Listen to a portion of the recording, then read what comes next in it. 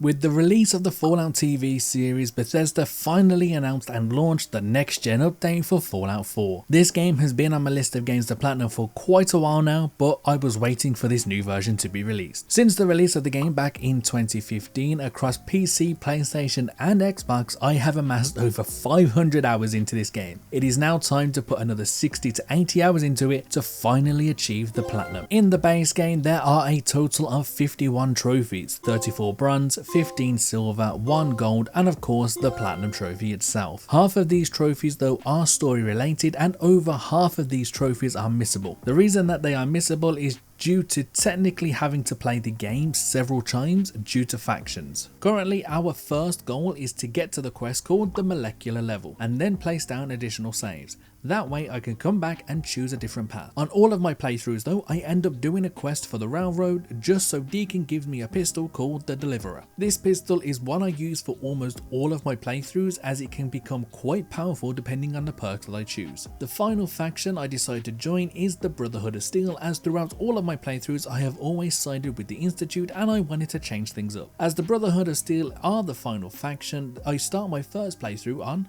the railroad. Before joining the railroad though, we collect a total of 8 trophies. All of the story related trophies are named after the quest that you complete, which is why throughout this video you may hear me say the same thing twice. So these trophies are called War Never Changes for entering the Wasteland, When Freedom Calls for completing When Freedom Calls, Born Survivor for reaching level 5, Unlikely Valentine for completing Unlikely Valentine, Reunions for completing Reunions, Commonwealth Citizen for reaching level 10, Dangerous Minds for completing Dangerous Minds, and finally Hunter/Hunted for completing Hunter/Hunted. All of these lead to me finally joining the railroad, giving me the trophy Tradecraft. Now that we have joined our first faction, it was time to reach the molecular level quest. While working my way towards it, I picked up a couple more trophies along the way. Shortly after joining the railroad, I recruited my 5th companion in Deacon, giving us the trophy Never Go It Alone. Then while questing and looting, we picked a total of 50 locks, giving us the trophy What's Yours Is Mine. Now while I was looting and exploring, I came across some super mutants, even some suicidal ones that had mini nukes.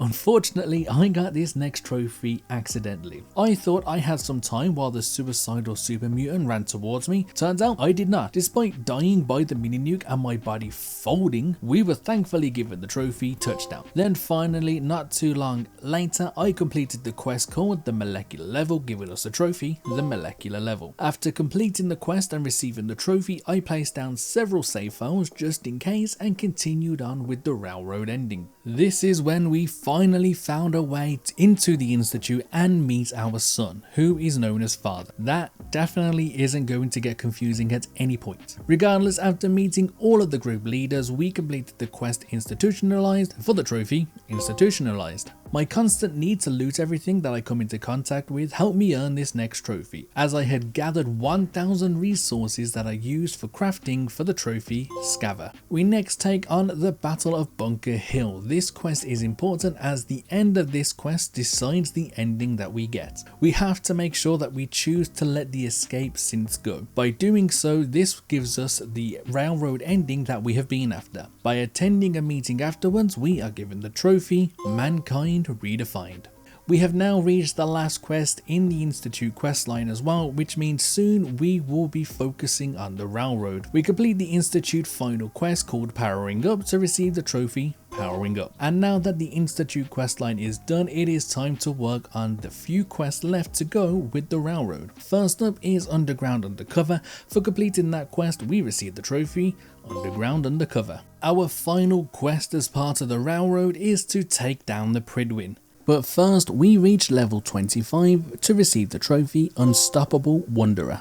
At this point, the Brotherhood of Steel knows who we are, so gaining access to the airship is going to be a task. Then not only that, we have to get around the ship without being called out, and at the same time place explosives before leaving. This took many attempts as I was constantly failing the speech requirements. However, I got this one lucky run where I managed to get in, get my way past the members of the Brotherhood, place down the explosives and leave. I got back onto the vertibird that Deacon was piloting, flew away and then blew the Pridwin up. We then returned to the Railroad HQ, spoke to Desdemona and completed the quest for the trophy rocket's red glare. And with that, after quickly defeating 300 people for the trophy mass hole, we completed the quest Nuclear Family for the trophy Nuclear Family. And as a result of that, we had decided the fate of the Commonwealth for the trophy Prepared for the Future.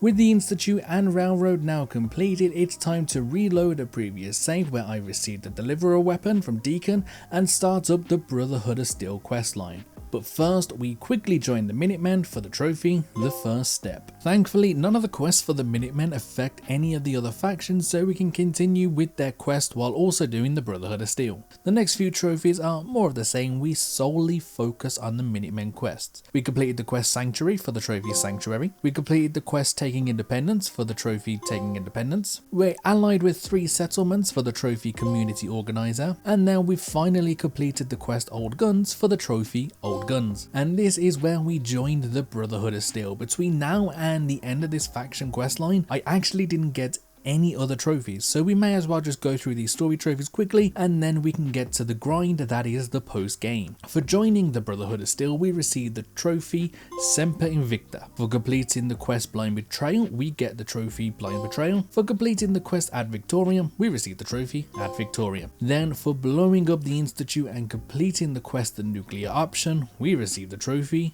The Nuclear Option. And there we go, all of the main quest storylines have now been completed. Every single faction ending has been seen. With my newfound freedom, I started on more quests. This time it was side quests. Yes, despite doing all of those quests, there is still a lot more quests to do. There is a trophy called Gun for Hire that I start working on as well, which requires us to complete 10 side quests. So I get to work on that. While doing this quest, I managed to pick up 2 more trophies. We first defeated a total of 300 creatures, which gave us the trophy Animal Control, and then while going from location to location for these side quests, we had actually discovered a total of 100 locations, giving us the trophy Ranger Corps. A short while later, we finally completed all 10 side quests where we received the trophy Gun for Hire. It was at this point I decided to prioritize the remaining trophies, as some of them were going to take quite a long time to get, while others I can get quite quickly. One of the trophies that I can get quite quickly is this next one called Home Run. This requires us to get a home run. Now, to get a home run, you need to run over the base plates within Diamond City. After quickly making my way to each plate in order, then making it back to the base plate, we receive the trophy Home Run. And now comes one of the most grindy trophies in this game. So those that have got the platinum for this game already, you're probably thinking of Benevolent Leader, where I have to reach max happiness with a settlement. Maybe even Lovable, where you have to reach max relationship with a companion, but no, it is neither of those. It's the grindiest one of them all, called Mercenary. Mercenary requires us to complete a total of 50 miscellaneous objectives. Regardless of how I did this, it was going to take a long time. So I decided to drive myself insane by doing the same thing over and over again. The simplest way to complete this trophy, thankfully, is by doing the Brotherhood of Steel questline. You can go to the Pridwin and buy vertibird signals. Once you have 50 of these, which take at least 10 minutes, you can fast travel somewhere within an open area, throw down the signal, wait a minute for the vertibird to land, get in said vertibird until the objective shows as complete on the left, exit the vertibird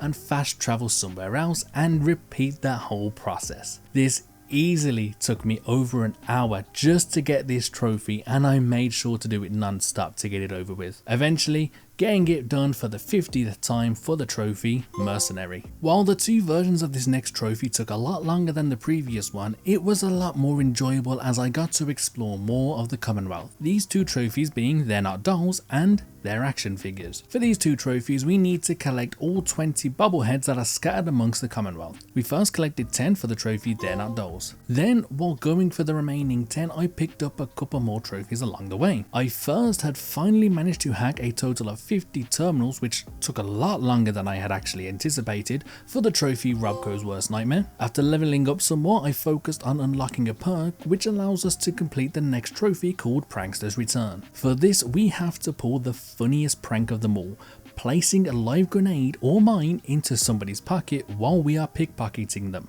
After finding our target and running for the hills, the grenade blows up and we are given the trophy, Prankster's Return. After the laughter had calmed down, I continued on with my quest of locating all of the bobbleheads. However, what I did manage to find was several more magazines. This had meant I now read a total of 20 magazines, giving us the trophy, Prince Not Dead. Then a short while later, more buildings were looted, resulting in me finding the final Vault-Tec bobblehead, giving us the trophy, their action figures. Just 2 more miscellaneous based trophies now before even more work begins. I scoured the map for more giant creatures. I had already beaten Swan and a behemoth, which means I just need to find 3 more. After going to certain locations on the map, I found 3 more behemoths, easily taking them down and received the trophy, the harder they fall. And this next trophy made me head back to the vault, as there is something that I completely missed when I first started playing. There was a holotape game in one of the terminals there, and after loading the game up, we received the trophy, Future Retro. From now until the Platinum Trophy, the only reason I left any of the settlements was for the lovable trophy and also to get some items as well, but more on that shortly. First up is the trophy Fixer Upper.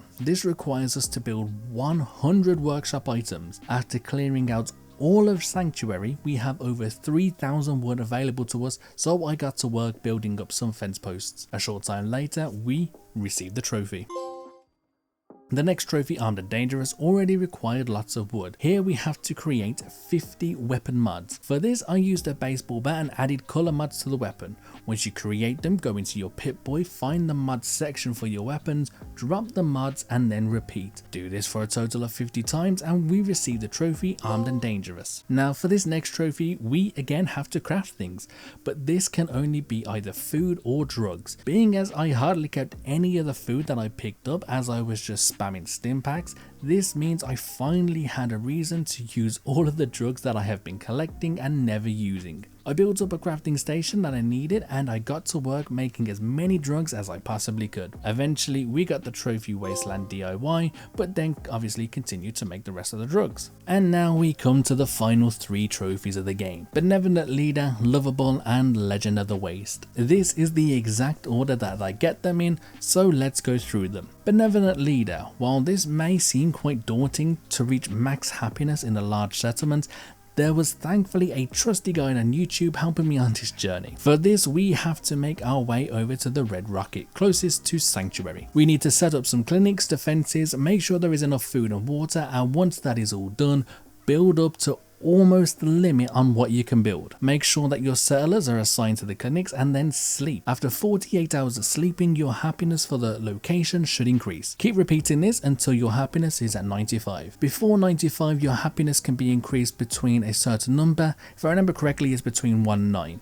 Once it reaches 95, however, it will only go up once every 48 hours. So go back to sleep and repeat all the way up to level 100 and you will finally achieve the trophy, Benevolent Leader. Lovable was a lot easier. For this, I had chosen Piper, as she was with me for a longer amount of time than other companions. There is a trick where you can go somewhere and unlock a safe, lock it again with the terminal next to the safe, sit for either I think between 24 and 48 hours and then repeat. Being as I used Piper as a companion for quite a while, I had already built up a good rapport with her, so I decided to take a different approach. Instead, I went back to Diamond City and completed some small quests that were around the city. After just doing a couple of things, I had reached max relationship level with Piper, giving me the trophy, Lovable. And now we have arrived at the final trophy, Legend of the Wastes. For this, we have to reach level 50. We have 2 ways that we can do this. We can level up normally by continuing to play the game, or speedrun it. As you could probably see from the gameplay that is being shown right now, speedrunning is the route that I took. For this, we duplicated a ton of copper, and when I say a ton of copper, it was probably over 10,000 copper in total. Once that had been done, we started to create statues. So I was running backwards, spamming the placement of statues all around Sanctuary and gaining a lot of XP while I do. Eventually, we reached a level of 50 for the trophy, Legend of the Wastes. Then in turn, this gave us the Platinum Trophy, fittingly named Platinum Trophy. I am not sure what it is with Bethesda and the inability to make a good Platinum Trophy name.